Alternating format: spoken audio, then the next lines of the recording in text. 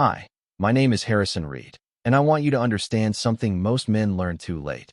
The moment you stop being a priority in your own home is the exact moment someone else has already taken your place. I'm not talking about suspicion. I'm not talking about paranoia. I'm talking about that sick, cold knowledge that hits you like a freight train when an old security guard pulls you aside in a department store and says 6 words that detonate your entire existence. Is that your wife back there? I was standing at the checkout counter. Normal Tuesday afternoon. Nothing remarkable. My wife Emma had wandered off to take a call, said it was the kids' school, probably about pickup time or some permission slip I'd forgotten to sign. 17 years of marriage teaches you to tune out the small stuff, to trust the rhythm you've built together. 2 kids, a mortgage we were actually ahead on, weekend barbecues, anniversary trips we still took even when money was tight. I thought we were solid. I thought we were the couple other people looked at and wanted to be. The security guard, this older guy with gray stubble and tired eyes, approached me while I was signing the receipt. Quiet, hesitant, the kind of hesitation that makes your stomach drop before you even know why. He glanced over his shoulder, then back at me, and his voice was barely above a whisper. "Sir, I don't mean to intrude, but is that your wife? The woman in the blue jacket who came in with you?" I nodded. "Yeah, why?" He looked uncomfortable, like he'd rather be anywhere else. "I think you need to see something. Please, just come with me for a minute." Every instinct screamed that I didn't want to follow him, that whatever he was about to show me would change everything. But I went anyway, because some part of me already knew. You know how they say your body knows before your mind catches up? My hands had gone cold. My chest felt tight. I followed him past the jewelry counter, around the corner near the dressing rooms, into a small security office with monitors covering every angle of the store. He pointed to one screen. Live feed. Real time. And there she was. Emma. My wife. The mother of my children. The woman who kissed me goodbye that morning and told me she loved me. She was pressed against the wall in a quiet corridor near the back storage area, phone to her ear, and she was glowing. Not just smiling. Glowing. The way she used to look at me when we first started dating, before life got complicated, before we became routine. She was twirling her hair, laughing, her whole body language open and animated in a way I hadn't seen in years. The audio was faint but clear enough. The security system picked up her voice through the thin wall. I told him I was on the phone with the school. She laughed, actually laughed. "He's so easy. He doesn't suspect a thing." Then, softer, almost intimate. "Just one more night, and then I'll tell him. I promise." I didn't move. Couldn't move. The security guard stood beside me, silent, giving me space to process what felt impossible to process. This wasn't a stranger. This wasn't some random woman. This was Emma. My Emma. The person I'd built a life with, shared a bed with, made plans with about retirement and grandkids and growing old together. He cleared his throat gently. "I figured you'd want to know. I've seen this before, and it never gets easier to watch." "I'm sorry." I nodded. My voice wouldn't work. My hands didn't shake. I just stood there, watching her on that monitor, watching her be someone I didn't recognize. After what felt like an eternity, but was probably only 2 minutes, I turned and walked back out into the store. Calm. Controlled. I picked up our shopping bags, carried them to the car, loaded them into the trunk with the same mechanical precision I'd done 1,000 times before. When Emma came back, she was still smiling. Radiant, even. "Sorry about that," she said breezily. "School stuff. You know how it is." I looked at her. Really looked at her. At the woman I'd shared 17 years with. At the mother of my children. At the stranger standing in front of me, wearing my wife's face. "No problem," I said. "Everything good." "All good," she said, leaning over to kiss my cheek. Her lips were warm. Her perfume was different than usual, something sweeter, younger. She had no idea. Not a single clue that I'd just watched her entire betrayal play out in high definition. She slid into the passenger seat, buckled up, checked her phone again with that same secret smile, and started talking about dinner plans. I drove home in silence, responding at the right moments, nodding, agreeing, playing the part of the trusting husband while inside. Something fundamental had shifted. That night, I lay in bed beside her. She fell asleep quickly, like she always did, facing away from me with her phone tucked under her pillow. I watched her breathe. Steady, peaceful, completely unaware that I was wide awake, memorizing everything. The way she clutched that phone even in sleep, like it needed protection. The new way she'd started sleeping on the far edge of the bed, creating distance that hadn't existed before. The subtle changes I'd dismissed as stress or age were just the natural evolution of a long marriage. I didn't rage. I didn't shake her awake and demand answers. I didn't break down. Instead, I did something far more dangerous. I became disciplined. Hi again, Harrison Reed. Before I became a construction project manager, I spent 7 years in military intelligence analysis. You learn things in that world that most people never consider. Pattern recognition, behavioral anomalies, how to read a situation 3 steps ahead of everyone else in the room, how to stay calm when everything inside you is screaming, how to build a case so airtight that emotions become irrelevant because the facts tell the entire story. And my wife, suddenly, was full of patterns I'd somehow missed. The new gym membership she'd gotten 3 months ago. I thought it was great, encouraged it even. But the gym bag she carried out the door every Tuesday and Thursday evening never looked used. Never smelled like sweat or chlorine. The clothes inside were always pristine when she came home 2 hours later, claiming she'd had a great workout. The volunteer work at the community center that started around the same time. Noble, I'd thought. She was giving back, staying active, building connections. Except when I'd suggested dropping by one evening to take her to dinner, she'd gotten flustered, said it was members only during events, that she'd meet me afterward. I'd backed off. Trusted her. The perfume. Subtle, but different. Something I'd never bought her. When I'd complimented it once, she'd said it was a sample from the drugstore, nothing special. But women don't wear nothing special the way she wore that scent, like it meant something. The phone. This was the biggest tell. For 15 years of our marriage, Emma's phone had been an open book. She'd leave it on the counter, face up, never password protected beyond a simple 4-digit code we both knew because we used the same one for everything. Suddenly, 6 months ago, it became Fort Knox. Facial recognition. Changed the passcode. Started taking it with her everywhere, even to the bathroom. When I'd asked about it casually, she'd said she'd read an article about identity theft and wanted to be more careful. I believed her, because that's what you do when you love someone. You give them the benefit of the doubt. You assume good faith. You don't want to be the paranoid husband who checks his wife's phone or tracks her location or questions every small change in behavior. But standing in that security office, watching her laugh into that phone, hearing her call me easy, all those small changes suddenly formed a complete picture. And the picture was devastating. I didn't confront her. Not yet. Instead, I started building a file. I created a simple spreadsheet on my work laptop, password protected, hidden in a folder labeled Tax Documents 2019. Boring. Invisible. Inside, I tracked everything. Every time she said she was going to the gym, date, time she left, time she returned, state of the gym bag when she got home. Every volunteer night, claimed activity, duration, her mood when she returned, any changes in appearance or behavior. Every time she took a call and walked into another room, time, duration, who she claimed it was, her demeanor afterward. I wasn't emotional about it. I was methodical, clinical. This was data collection, and data doesn't lie. Within a week, patterns emerged. The gym nights were always Tuesdays and Thursdays. She always returned between 8:30 and 9 p.m., exactly 2.5 hours after leaving. The volunteer work was Friday evenings, same time frame.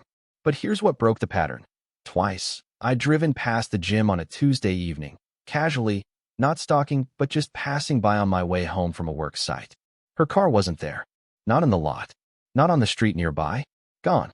The community center? Same thing. I'd called once, asked about volunteer opportunities, mentioned my wife was involved, and I wanted to join her. The woman on the phone was polite, but confused.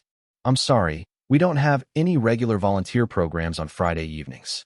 Our building actually closes at 6 p.m. on Fridays for the weekend. I thanked her, hung up, and added the information to my file. I could have confronted Emma right then. Part of me wanted to scream, to throw the evidence in her face, to watch her scramble for excuses that wouldn't come. But I didn't.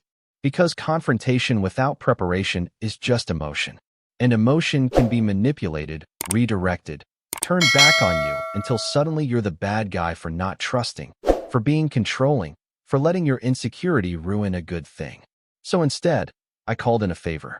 Marcus Webb, We'd served together briefly before I transitioned to civilian life, and we'd stayed in touch over the years. He'd gone into digital forensics, worked private sector now, specialized in corporate investigations and custody cases. I'd helped him once when his ex-wife tried to claim he was an unfit father, testified about his character, provided evidence of his stability. He'd told me he owed me one. I was calling in that debt. We met for coffee on a Saturday morning while Emma was supposedly at a yoga class. I showed him everything I'd compiled. He listened without judgment, his expression neutral and professional. "You want to know if she's having an affair," he said. "Statement, not question." "I want to know the truth," I replied. "Whatever that is." He nodded. "I'll need access to your home network, your router specifically. Can you get me remote access without her knowing?" "Yes." "Give me 48 hours. It took less than that. Marcus called me Monday afternoon. "We need to meet." Not over the phone. That evening, I told Emma I had a late meeting with a contractor. She barely looked up from her phone. "Okay, there's leftover chicken in the fridge." I met Marcus in his car, parked in the lot of a closed shopping center. He handed me a tablet and a thick folder. "Harrison, I'm sorry, man. This is bad."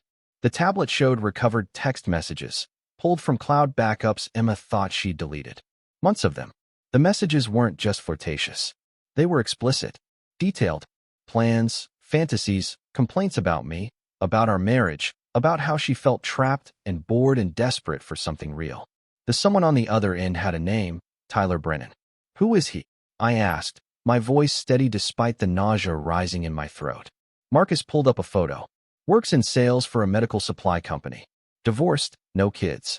Based on the message timestamps and her location data, which I pulled from the family locator app you both use, they've been meeting twice a week for the past 5 months. Same hotel. Room 314. He books it under his corporate account, claims it as business travel. He handed me printed copies of the messages. I forced myself to read them. Every word was a knife, but I didn't look away. I needed to see it all. The way she called him baby. The way she complained about me. "Harrison's so predictable. Work, home, repeat. He doesn't make me feel alive anymore." The way she talked about our kids. "They'll be fine. Kids are resilient. I deserve to be happy too." Then Marcus showed me something that made my blood run cold. This was uploaded to her private cloud 12 minutes after you paid for your shopping last Tuesday. The day the security guard showed you the footage. It was a photo. Emma and Tyler, taken selfie style, in that same corridor near the dressing rooms. They weren't touching explicitly, but his hand was close to hers, and her expression, that expression I'd seen on the monitor, was radiant. Happy. Alive in a way she hadn't been with me in years. But it wasn't just the infidelity that Marcus had uncovered. He opened the folder, spread documents across the dashboard. "She's been moving money, Harrison. Small amounts. Probably figured you wouldn't notice. 500 here, 700 there, transferred from your joint savings account to a debit card account. The account is registered under an LLC she set up 3 months ago. The LLC name is TKB Consulting." "TKB," I repeated slowly. "Tyler Kenneth Brennan." Marcus nodded. "She's been siphoning funds. Not a massive amount, maybe 8,000 total so far, but enough to establish a pattern. In a divorce, this is financial misconduct. It strengthens your position significantly." I stared at the documents. Bank statements. Transfer records. The LLC filing with the state, listing Emma as the sole proprietor. All of it time-stamped, verified, undeniable. "What do I do?" I asked. Marcus looked at me seriously. "You stop being the good guy who hopes this will blow over. You get a lawyer. You protect yourself and your kids. You do it now, before she has a chance to cover her tracks better or build a narrative where you're the problem." I nodded slowly. "Can you copy all of this for me?" "Already done. USB drive, encrypted. Password is your daughter's birthday. Don't lose it. And don't tell anyone you have it until your lawyer says it's time."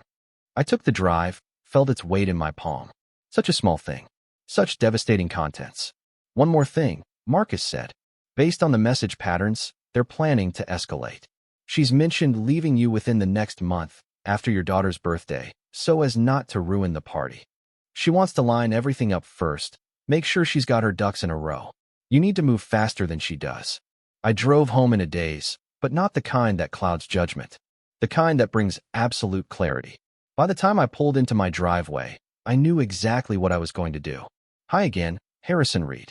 And this is where most men make their biggest mistake. They lead with emotion. They confront. They yell. They beg for explanations that will never satisfy. They give their unfaithful spouse time to lawyer up, to hide assets, to craft a victim narrative where they're the ones who were neglected or misunderstood or driven to this by their partner's failures. I wasn't going to make that mistake. The next morning, I called a family law attorney that Marcus had recommended. Her name was Diana Torres, and her reputation was surgical, efficient, thorough, no nonsense. We met that same day during my lunch break.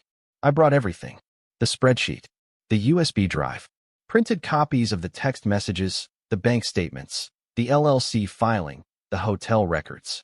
I laid it out on her desk like a military briefing. Diana reviewed it all in silence, occasionally making notes on a legal pad. When she finished, she looked up at me with something that might have been respect. "Mr. Reed, I've been practicing family law for 22 years. This is one of the most comprehensive pre-filing investigations I've ever seen from a civilian. You've done 90% of my job for me. What's the other 10%? I asked, making sure we use it correctly.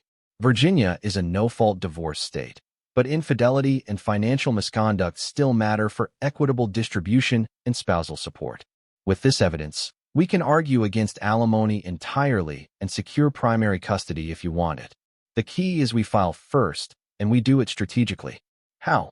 She outlined the plan. We'd file for legal separation first, citing irreconcilable differences, no specific allegations yet. This would trigger automatic temporary orders protecting marital assets. Then, we'd freeze the joint accounts, not close them, but freeze them pending the legal proceedings. We'd file a motion for exclusive possession of the marital home based on my sole income supporting the mortgage and my father's name still being on the deed as co-signer, a detail from when we'd bought the house 12 years ago that Emma had probably forgotten about. Once we have the financial protection in place, then we reveal the evidence of infidelity and financial misconduct. It's a 1-2 punch. She won't have time to react effectively. "How long?" I asked. "If you sign the retainer today, I can have the initial filing ready by Friday. We serve her early next week." I signed, wrote the check, walked out of that office feeling something I hadn't felt in 2 weeks: control.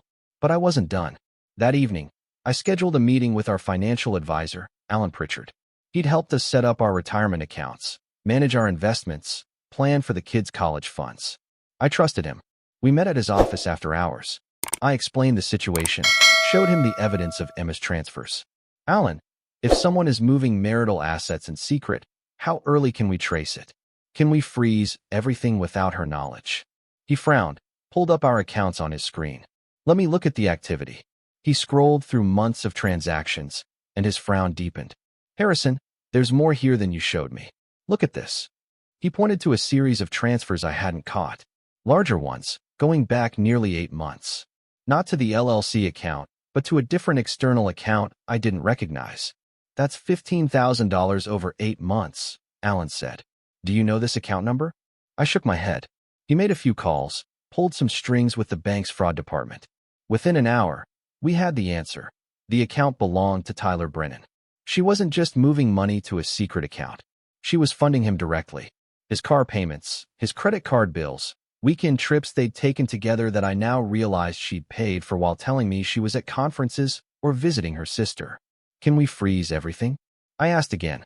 "Not without a court order, but with this evidence, your attorney can get an emergency injunction. It'll take a few days, but yes, we can lock it all down." I called Diana Torres from Alan's office. She listened, asked a few clarifying questions, then said, "I'll have the emergency motion filed first thing tomorrow morning. Don't tell Emma anything. Don't change your behavior. Act normal." Acting normal was the hardest thing I've ever done. I went home that night and had dinner with my family. Emma made pasta. The kids talked about school and upcoming plans, and we all sat around the table like we'd done 1,000 times before. I laughed at my son's jokes. I helped my daughter with her math homework. I kissed Emma goodnight and held her like nothing had changed. But everything had changed. I just wasn't ready to show my hand yet. 3 days later, Diana called. "We have the emergency injunction. All joint accounts are frozen as of this morning pending the separation hearing. She won't be able to access them without court approval." "What about the house?" I asked. "Motion for exclusive possession is filed." Hearing is next Wednesday, but based on your father's co-signature and your sole income documentation, it's almost certain to be granted. She'll have to vacate. My kids. Temporary custody order is in place. They stay with you in the family home. She gets supervised visitation pending the full custody evaluation. It was happening. Fast and decisive, just like Diana had promised. But I had one more move to make. One more piece that would shift everything from a standard divorce into something Tyler Brennan would never forget. I called Marcus again. I need you to do a deep background check on Tyler Brennan. Everything. Criminal, civil, financial, employment history, prior relationships. Everything you can find. You think there's more? Marcus asked. I think men who pursue married women aren't usually doing it for the first time. Marcus called me back the next day. His voice was tight. Harrison, you need to see this in person. We met again, same parking lot. Marcus handed me another folder, thicker than the first. Tyler Brennan has a history. 4 years ago, he was involved in a civil case in North Carolina. A woman named Jennifer Ashford filed a restraining order against him. The allegations were serious: coercion, financial manipulation, emotional abuse. She claimed he'd isolated her from her family, controlled her finances, made her dependent on him, and then discarded her when she had nothing left. What happened to the case? I asked. Settled out of court. Sealed records, non-disclosure agreement, significant financial payout from Brennan's family. Jennifer Ashford disappeared from public record after that. Changed her name, moved out of state. But the court filing exists, and it's public record if you know where to look. I stared at the restraining order, at the allegations written in stark legal language. This wasn't just an affair. Tyler Brennan was a predator, and Emma had brought him into our lives, near our children, into our home on the nights I worked late. Marcus, there's something else, he continued, flipping through more documents. 2 years before Jennifer Ashford, there was another woman, Rebecca Martinez. Same pattern. Met her at a medical conference where he was exhibiting. She was married, unhappy, vulnerable. He pursued her aggressively, convinced her to leave her husband, helped her set up a separate bank account, had her funnel money to him under the guise of starting a business together. When her husband found out and filed for divorce, Tyler disappeared, left her with nothing. She tried to press charges for fraud, but couldn't prove intent. The case was dismissed, but the police report exists. My hands tightened on the folder. How many others? That I can confirm? 3, including Emma. But based on the patterns and the gaps in his employment history, there could be more. This is what he does, Harrison. He targets married women with money, makes them feel special, isolates them from their support systems, drains their resources, and then moves on when things get complicated.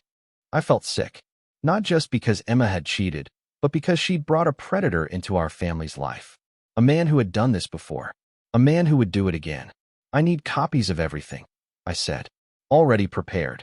Marcus handed me a second USB drive. This one has the full background report. Court documents, police reports, financial records, employment history, everything. What are you going to do with it? I'm going to make sure he can't do this to anyone else. Marcus nodded slowly. Be careful, Harrison. Men like this don't like being exposed. They can be dangerous when cornered. So can I replied. That night, after Emma had gone to bed, I sat in my home office and read through every page of Marcus's report. The pattern was clear and disturbing. Tyler Brennan was a professional. He'd been doing this for at least 6 years, possibly longer. He targeted women at conferences, through work connections, at gyms and social events. Always married. Always with financial stability. Always vulnerable in some way, whether it was an unhappy marriage, a recent loss, or just the monotony of long-term commitment. He'd craft a persona specifically designed to appeal to each woman. With Jennifer Ashford, who'd been an artist, he'd been the creative, free spirit who understood her passion. With Rebecca Martinez, who'd been a corporate executive, he'd been the ambitious entrepreneur with big dreams. With Emma, who'd felt invisible and taken for granted, he'd been the attentive lover who made her feel seen. But the end result was always the same. Emotional manipulation, financial exploitation, and then abandonment when the situation became too risky or when he'd extracted everything he could. I made a decision then. This wasn't just about protecting myself anymore. This was about protecting the next woman Tyler would target. Because there would be a next woman. Men like him don't stop until they're forced to stop. The next morning, I called Diana Torres and asked her to set up a meeting. Not just with her, but with a colleague of hers who specialized in civil litigation. We met that afternoon. Diana introduced me to James Carmichael, a lawyer whose reputation for aggressive civil suits was legendary in the Virginia legal community. I laid out everything: the affair, the financial theft, the background on Tyler Brennan, his history of predatory behavior, the documented pattern of targeting vulnerable married women. James listened, took notes, asked clarifying questions. When I finished, he leaned back in his chair and whistled low. "Mr. Reed, what you're describing is a civil RICO case waiting to happen. This man has engaged in a pattern of fraud across state lines for financial gain. That's textbook racketeering. Can we prove it?" I asked. "With what you've given me?" "Absolutely. We have documented evidence of at least 3 victims, financial records showing the transfers, communications demonstrating intent and planning. We can file a civil suit not just for alienation of affection, but for fraud, intentional infliction of emotional distress, and conspiracy to commit theft. And we can do it in a way that becomes public record, so any future target can find it with a simple Google search." Diana interjected. "James, that's aggressive. Are we sure we want to go that route? It could complicate the divorce proceedings." "The divorce is already airtight," I said. "This isn't about the divorce. This is about making sure Tyler Brennan's name is permanently associated with his actions, so the next woman he approaches can type his name into a search engine and find exactly who he is." James smiled grimly. "Then let's build the case." Over the next week, while Emma remained oblivious, living in our house, sleeping in our bed, lying to my face every single day, I worked with James to construct a legal nightmare for Tyler Brennan. We contacted Jennifer Ashford through her lawyer. She'd changed her name, moved to Oregon, rebuilt her life. She was terrified at first, didn't want to dredge up the past. But when James explained that Tyler was still active, still targeting women, still destroying lives, she agreed to provide a deposition. We tracked down Rebecca Martinez. She'd moved to Florida, remarried, had a child. She was angry, not at us, but at Tyler, at herself, at the years she'd lost. She gave us everything: emails, text messages, bank statements, a timeline of his manipulation. "If this helps stop him," she said on our conference call, "then it was worth it." We had 3 victims, documented patterns, financial evidence, communications showing premeditation and intent. We had everything we needed, but I still hadn't confronted Emma. She had no idea the storm that was building. She was still living in her fantasy, still sneaking out to see Tyler, still planning her exit from our marriage on her timeline. I let her have that illusion for 2 more weeks, because I needed everything in place: the divorce filing, the custody arrangements, the financial injunctions, the civil suit against Tyler. All of it had to hit simultaneously, with no warning, no time for them to coordinate a defense or hide evidence. And then came the day I'd been preparing for. It was a Friday. Emma had told me she was going to her monthly book club. I knew she was actually meeting Tyler at their usual hotel. I'd confirmed it through the location tracker on her phone that she still didn't know I'd reactivated. Instead of going to work that morning, I went to Diana's office. We had one final meeting to review the execution plan. "All the papers are ready," Diana said, spreading them out on the conference table. "Divorce petition with full custody request. Emergency orders for asset protection. Restraining order preventing her from removing any property from the marital home. Motion for exclusive possession. It's all here. And the civil suit."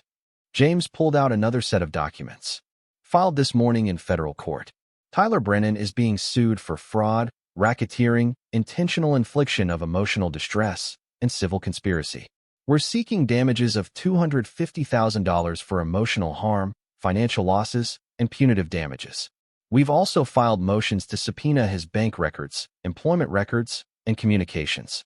The media is going to have a field day with this. When do we serve them? Process servers are standing by.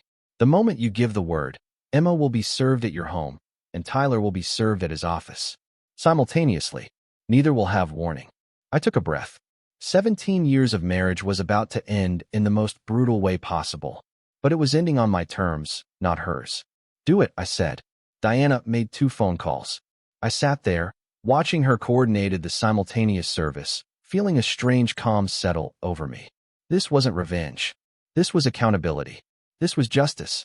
This was making sure that the people who'd betrayed me, who'd stolen from me, who'd gambled with my children's stability, faced real consequences. It's done, Diana said.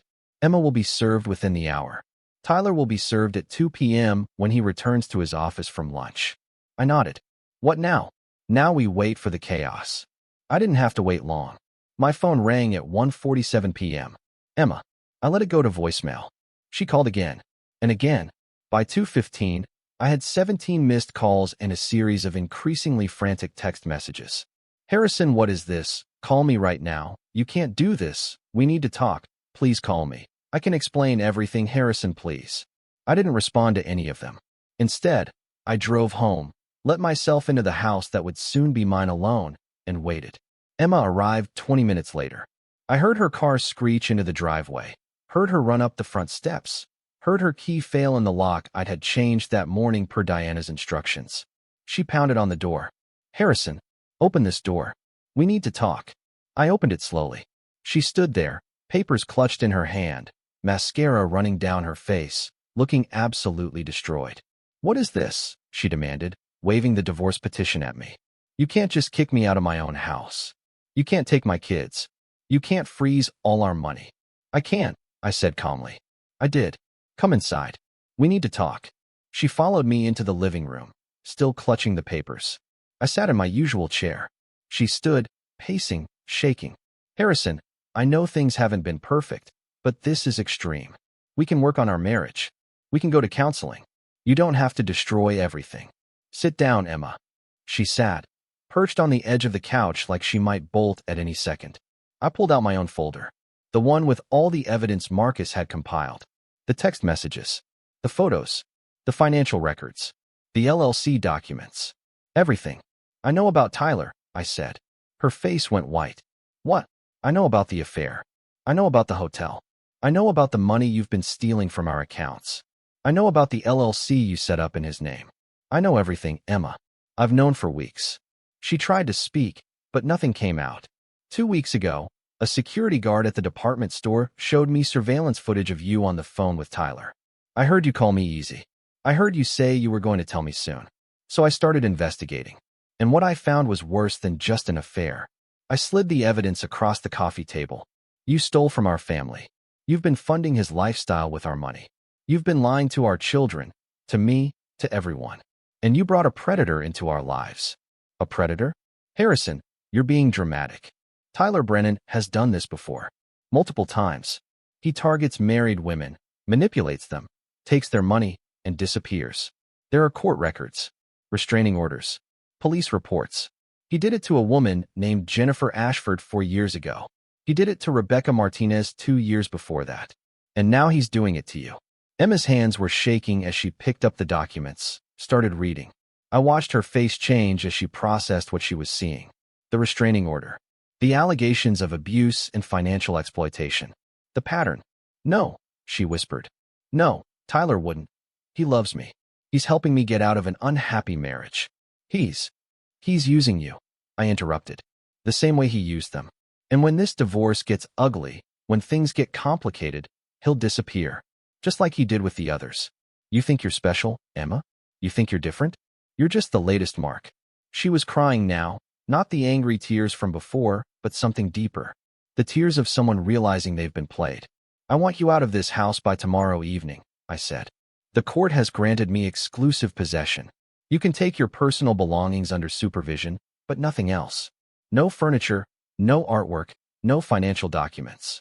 Diana will coordinate the timing. Where am I supposed to go? That's not my problem anymore. Maybe Tyler will take you in. Maybe he won't. But that's your decision to navigate. What about the kids? I have temporary full custody. You'll get supervised visitation on weekends. If you want more, you'll have to prove you're stable.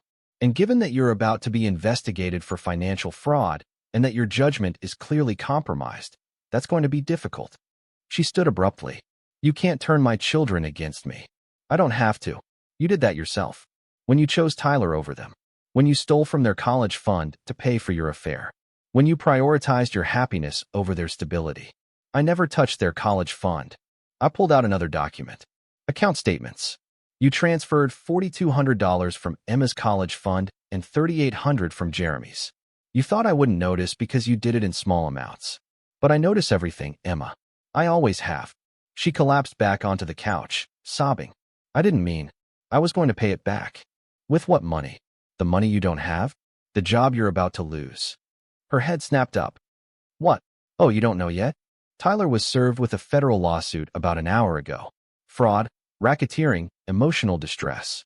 It's public record now, which means your employer is going to find out that you've been involved with someone who's being sued for financial crimes. And when they audit your corporate travel expenses and find that you've been using company funds for personal trips, you're going to be fired. Harrison, please. I'm not doing this to hurt you. I said, and I meant it. I'm doing this because actions have consequences. You made choices. Bad choices. Selfish choices. And now you have to live with the results. I stood up, preparing to leave. But Emma grabbed my arm. Do you hate me? She asked, her voice small. I looked at her. Really looked at her. At the woman I'd loved for 17 years. The woman who'd given me 2 beautiful children. The woman who destroyed everything we'd built for a con man. No, I said honestly. I don't hate you.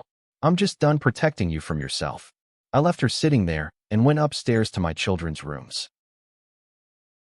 They were at my parents' house for the weekend, kept out of the chaos intentionally. I sat on my daughter Emma's bed, looked around at her posters and books and the little pieces of childhood that would be affected by this divorce. And for the first time since I'd seen that security footage, I let myself feel it. The grief, the loss, the anger, the betrayal, all of it came crashing down, and I sat there in my daughter's room and cried. Not because I wanted Emma back, but because I mourned what I'd thought we had. The illusion of partnership. The belief that we were building something together that would last. It had all been a lie. Maybe not from the beginning, but somewhere along the way, Emma had checked out. She'd stopped fighting for us and started looking for an exit. And I'd been too busy, too trusting, too comfortable to see it. But I saw it now. And I would make sure our children understood that this wasn't their fault. That marriages sometimes fail despite everyone's best efforts. That their mother's choices didn't define their worth or their future. I would protect them from this. Whatever it took. Hi again, Harrison Reed, sitting in my daughter's bedroom, surrounded by the evidence of a childhood that's about to get more complicated, making promises to children who aren't even here yet about a future I have to rebuild from scratch. My phone buzzed. A text from Tyler Brennan. The first and only communication I'd ever received from the man who destroyed my marriage. We need to talk. This has gotten out of hand. I stared at it for a long moment. Then I forwarded it to James Carmichael with a note. Documentation of attempted contact. Defendant reaching out to victim's spouse. James responded immediately. Perfect. Don't engage. Let him panic. I blocked Tyler's number and deleted the message. The weekend was surreal. Emma stayed at a hotel, supposedly. I didn't ask and didn't care.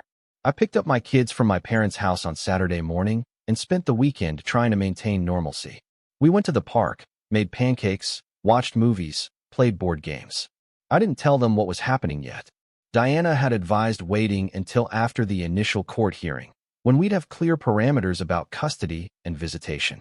But kids are perceptive.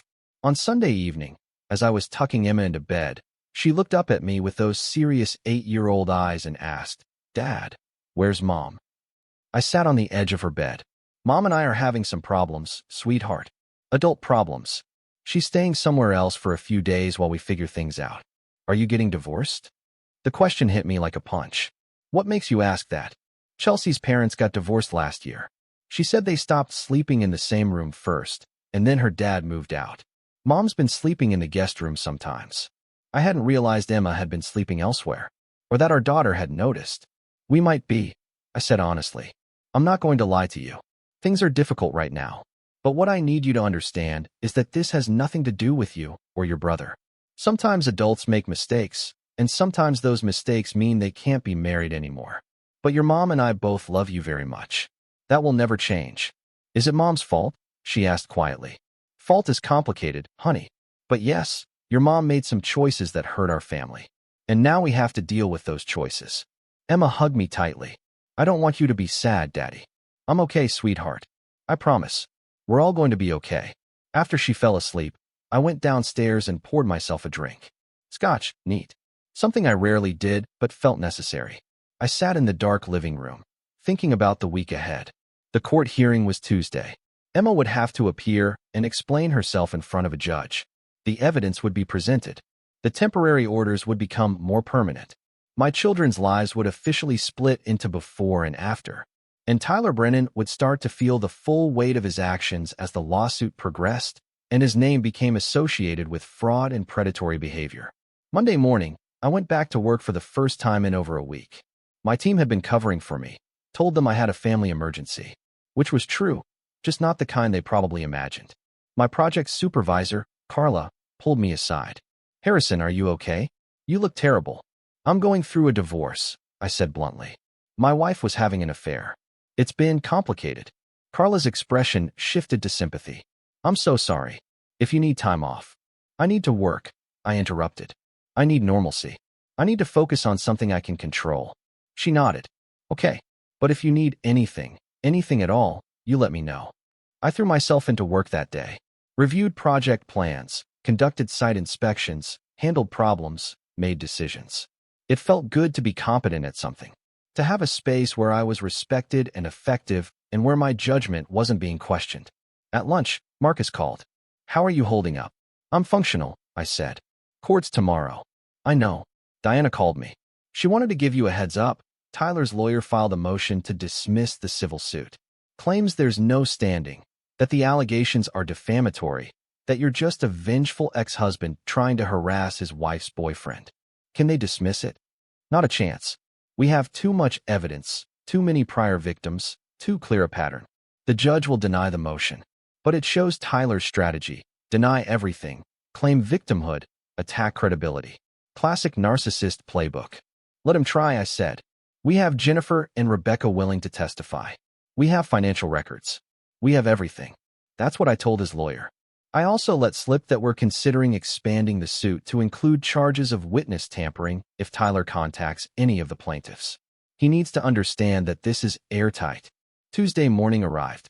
I put on my best suit, kissed my kids goodbye as my mother picked them up for school, and drove to the courthouse with Diana. "Remember," she said as we walked in, "stay calm, answer only what you're asked, don't volunteer information, and don't let Emma or her lawyer provoke you. We have the high ground here. We just need to maintain it." The courtroom was smaller than I'd expected. Emma was already there with her attorney, a middle-aged man in an expensive suit who looked like he wished he was anywhere else. Emma looked terrible, exhausted, thin, eyes red from crying. Tyler wasn't there. Smart. His presence would only make things worse for Emma. The judge, a stern woman in her 50s named Judge Patricia Holloway, reviewed the case file before looking up. "This is a preliminary hearing on emergency motions filed by the petitioner, Mr. Harrison Reed, seeking exclusive possession of the marital home, temporary full custody of minor children, and asset protection pending divorce proceedings. Mrs. Reed, you're represented by counsel?" "Yes, Your Honor." Emma's lawyer stood. "Robert Kensington for the respondent."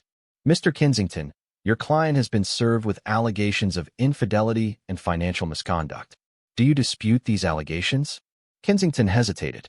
"Your Honor, my client acknowledges that the marriage has broken down, but disputes the characterization of her actions as misconduct. She maintains that."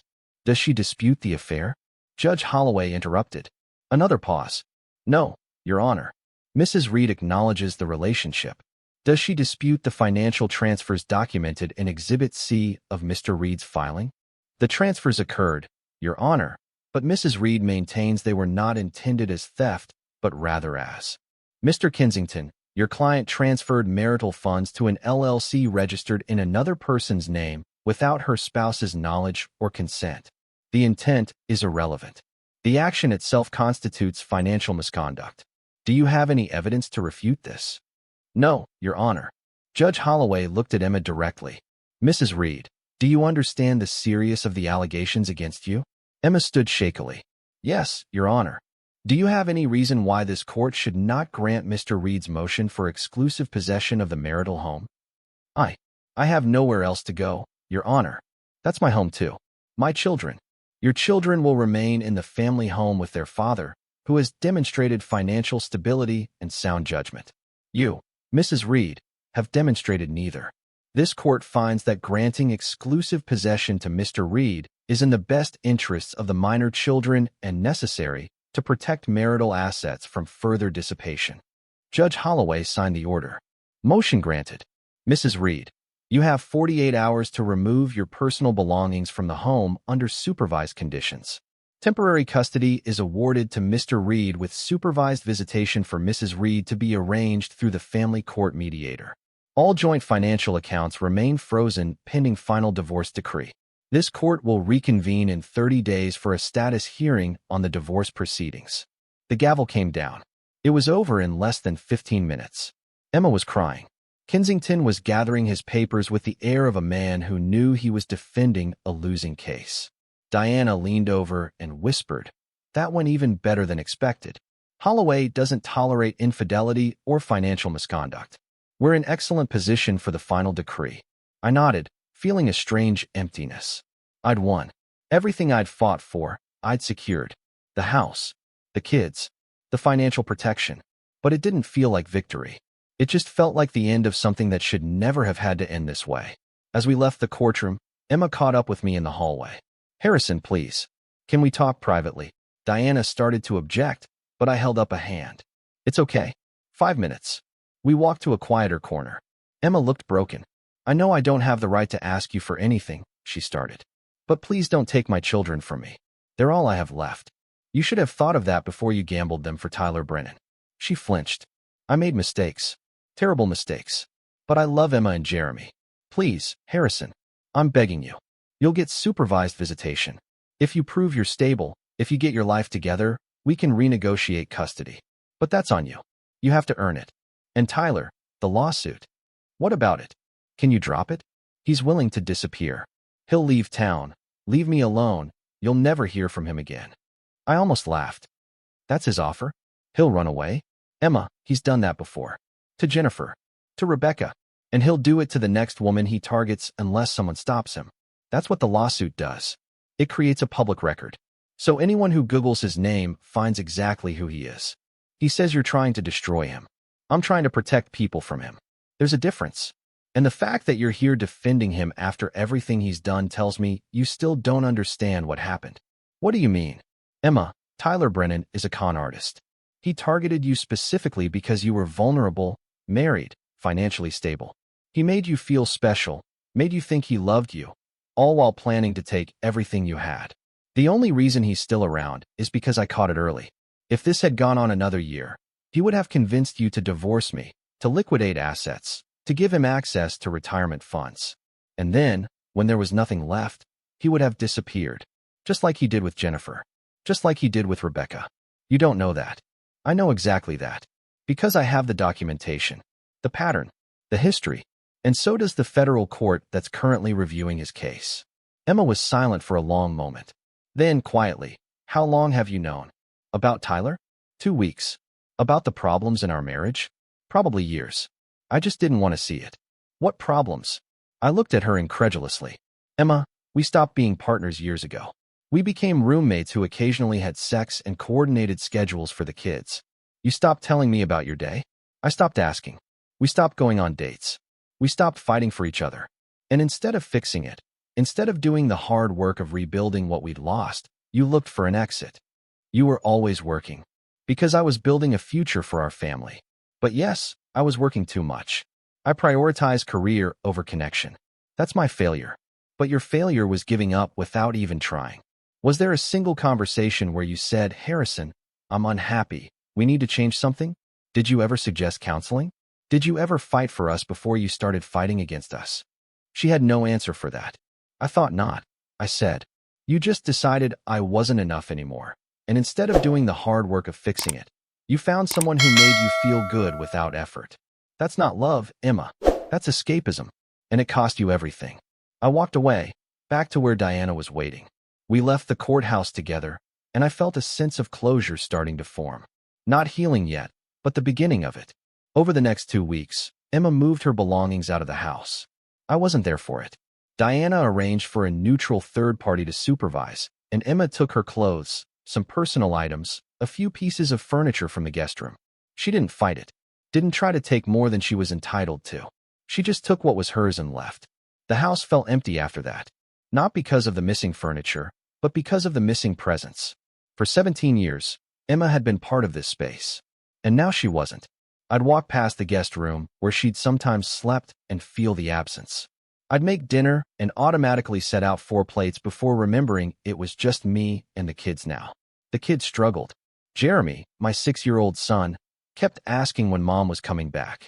Emma, more perceptive at 8, just got quiet and withdrawn. I got them into therapy immediately. Dr. Sarah Chun, a child psychologist who specialized in divorce transitions, met with them weekly. She met with me too, coaching me on how to handle their questions, their grief, their confusion. They're going to be okay, Dr. Chun told me after the 3rd session. They're resilient, and they have a stable parent in you. But this will take time. Don't expect them to process this quickly. Emma's supervised visitations were awkward and painful. She'd pick them up on Saturday mornings, spend a few hours with them at a park or a restaurant, always with a supervisor present, and then return them. The kids would come home quiet, sometimes crying, sometimes angry. Emma would look devastated. But she was trying. I had to give her that. She got a new job, lower pay but honest work. She moved into a small apartment. She was going to therapy herself. She was, slowly, building a life outside of the wreckage. Tyler Brennan disappeared. Not physically, but from Emma's life. After the lawsuit was filed and his name became public record associated with fraud, he stopped calling, stopped texting, stopped existing for her. Just like I'd predicted. Just like he'd done with Jennifer and Rebecca.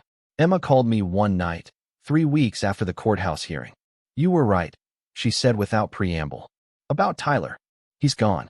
Won't return my calls. His lawyer sent me a letter telling me not to contact him because it could jeopardize his defense. He used me, and I was too stupid to see it." "You weren't stupid," I said. "You were vulnerable. That's what predators look for. They're good at what they do. Does that make it better? No, but it makes it understandable. You're not the first person to fall for a con, Emma.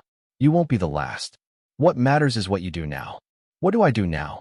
"You focus on being a good mother. You rebuild your relationship with the kids. You prove that you can be stable and trustworthy.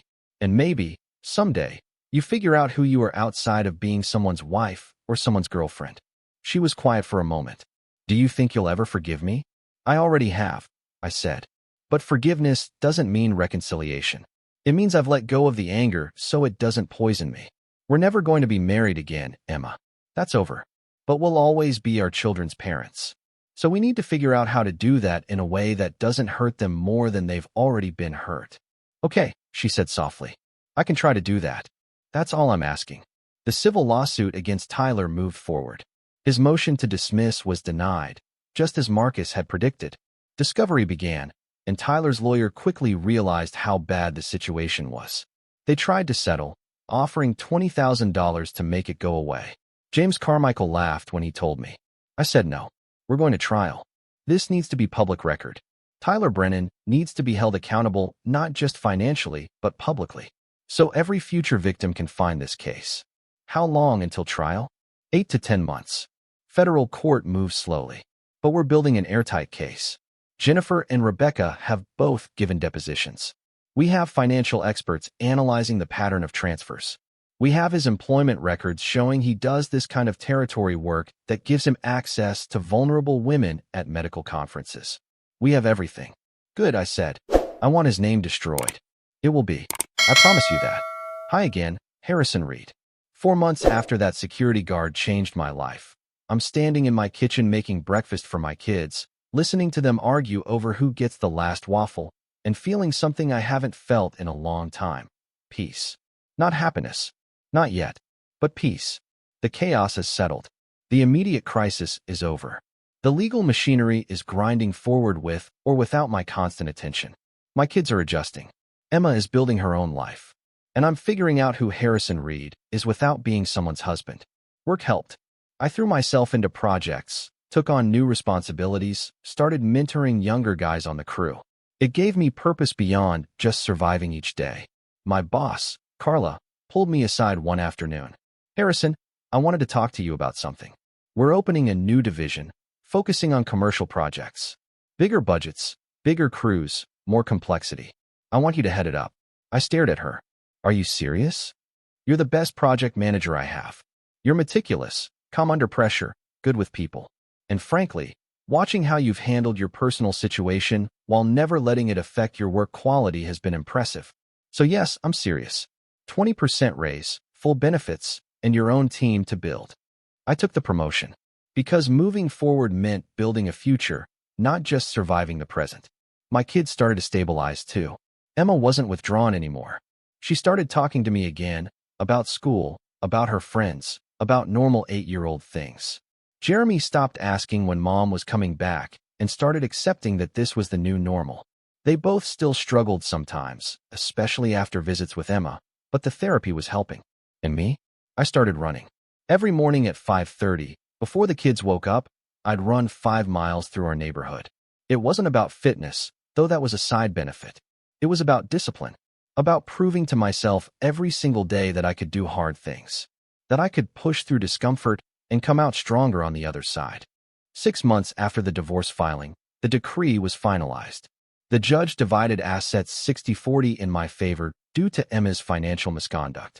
I got the house, the retirement accounts, the kids' college funds, primary custody.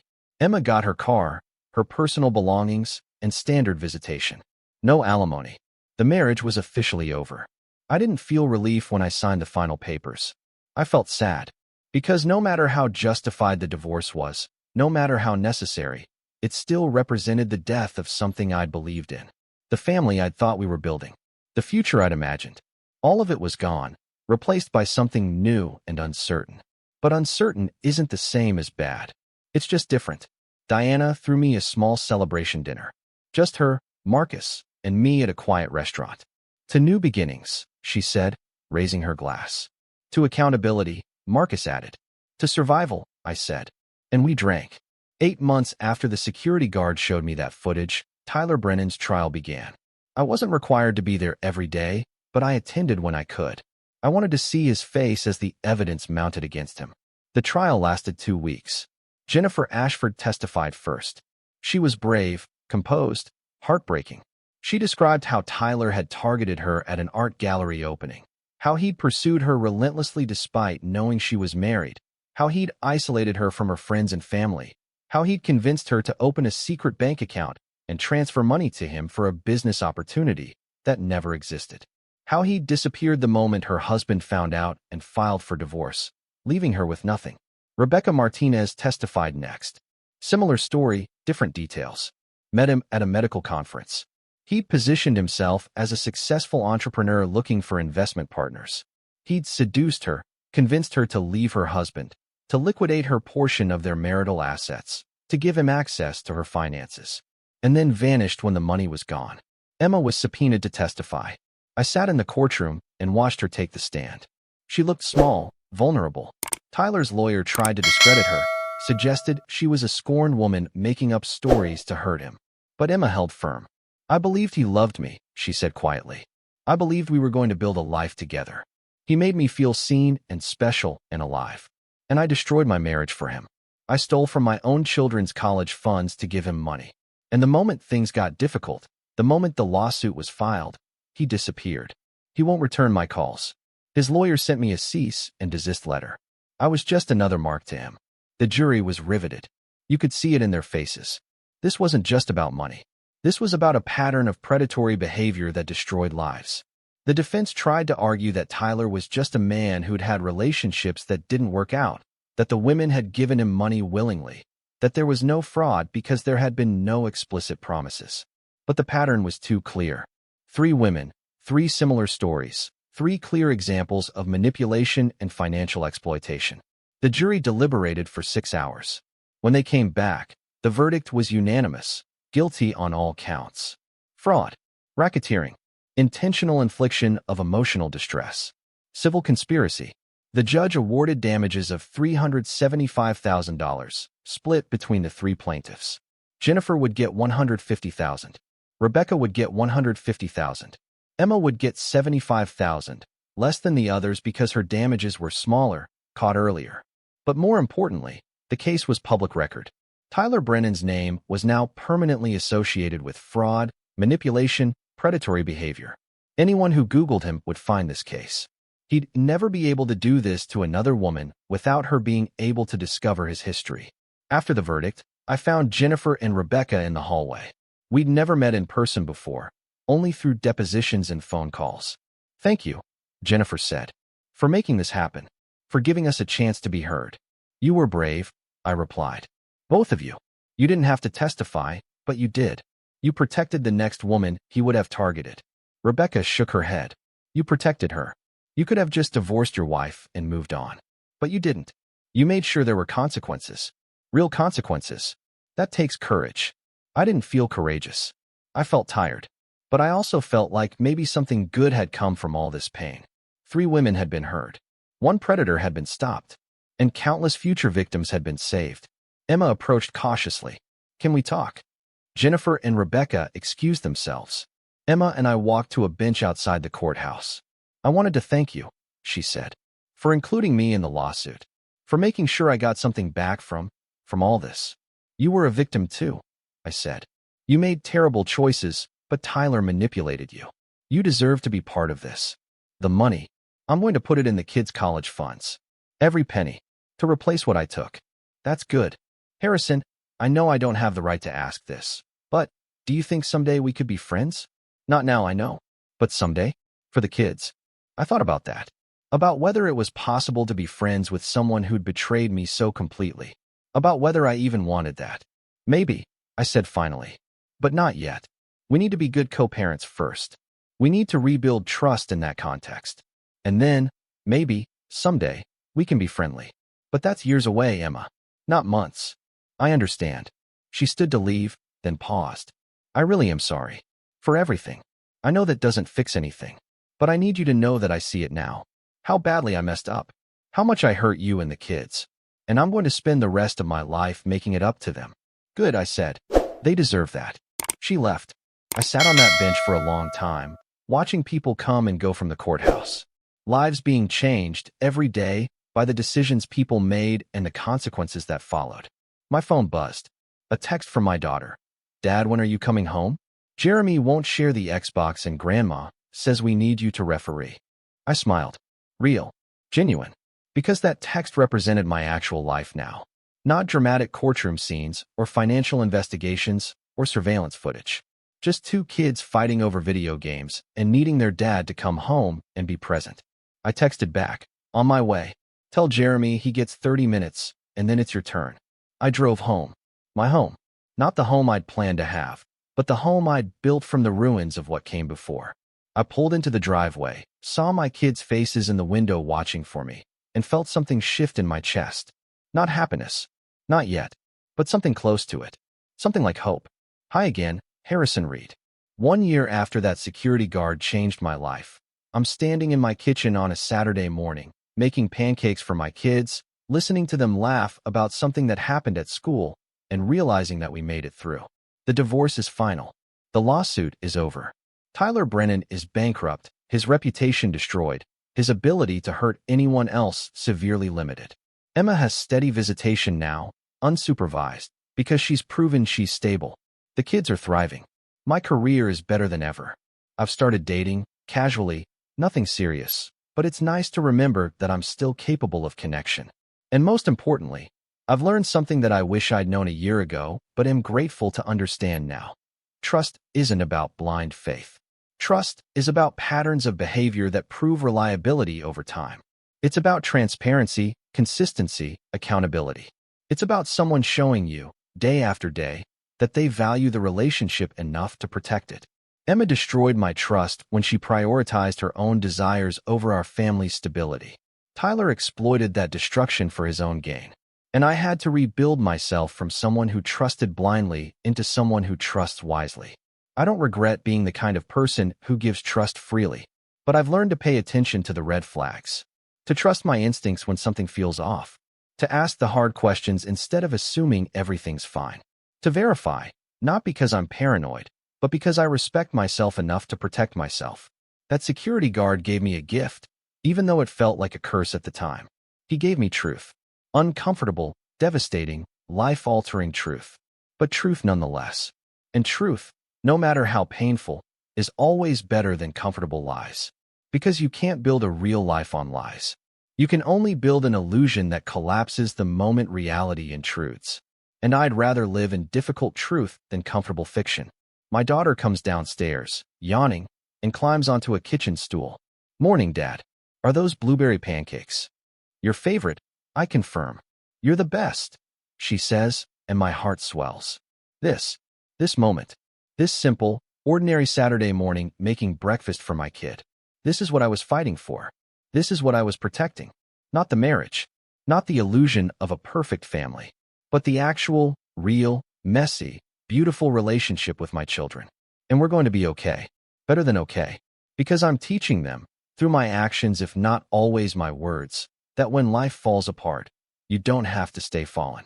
You can gather the pieces. You can examine them honestly.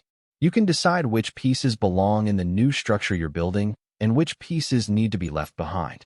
And then you can build something new, something real, something that can withstand storms because it's built on truth, not hope. My son thunders down the stairs next. Dad, can we go to the park after breakfast? Please. Sure, buddy. Pancakes first, then park. Yes. He pumps his fist in victory. I serve them breakfast, sit with them while they eat, listen to their plans for the day. And I realize that this right here, is what happiness actually looks like. Not the dramatic highs of new romance or the fantasy of a perfect marriage, but the quiet contentment of being present with people you love, building a life together one ordinary moment at a time. Emma texts me, "Can I pick up the kids at 2 instead of 3? I want to take them to the new animated movie." I text back, "Sure, that works. Have fun. No anger. No resentment. Just two parents coordinating care for their children. It took a year to get here, but we made it." After breakfast, I take the kids to the park. We play on the swings, climb the jungle gym, throw a frisbee. Other families are there, some intact, some blended, some single parents like me. All of us doing our best. All of us carrying our own stories. I think about Tyler Brennan sometimes. Wonder if he learned anything from the trial, from the public humiliation, from the financial ruin. Probably not. Men like him rarely do. But he can't hurt anyone else the same way. That public record follows him now. And that's enough. I think about Emma sometimes too. Wonder if she regrets it, if she wishes she could go back and make different choices. She probably does. But regret doesn't change anything. Only forward motion does. She's building her own life now, separate from mine, and that's how it should be. And I think about that security guard sometimes. Wonder if he knows what his 6 words set in motion. How they saved me from wasting more years in a dying marriage.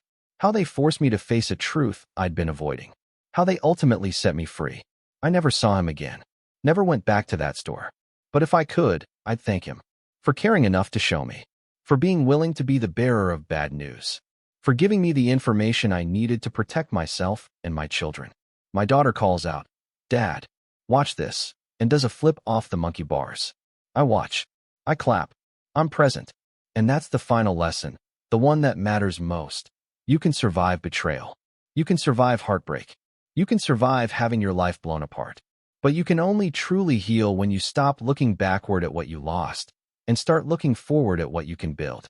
I'm Harrison Reed, and I'm not the man I was a year ago. That man trusted blindly. That man avoided conflict. That man chose comfort over truth. I'm someone different now. Someone who asks questions. Someone who pays attention. Someone who trusts, yes, but wisely. Someone who knows that love without accountability is just permission to be hurt. Someone who understands that forgiveness doesn't mean reconciliation, it means release. Someone who survived.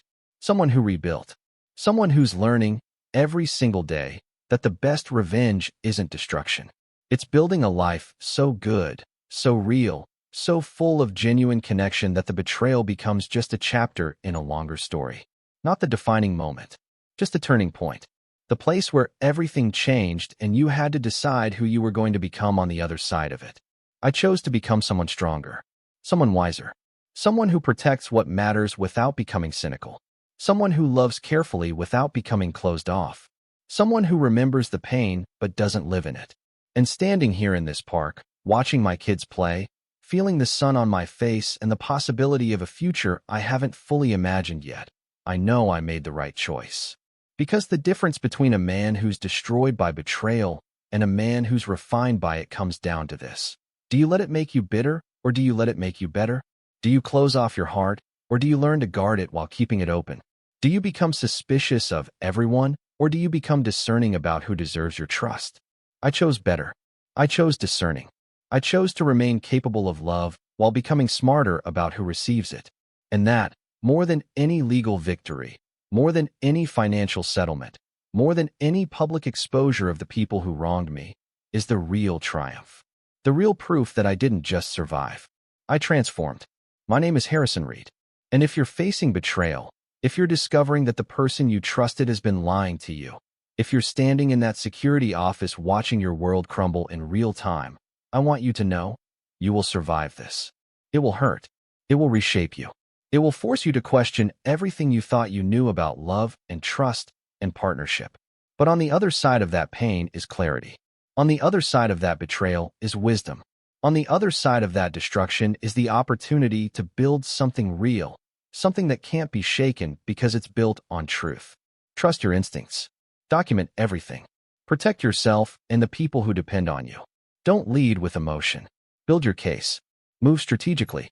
And when the dust settles, choose to become better, not bitter. That's how you win. Not by destroying the people who hurt you, though sometimes consequences are necessary and just, but by refusing to let their choices define your future. By taking back control. By building a life you're proud of, with or without them. That's the lesson. That's the truth.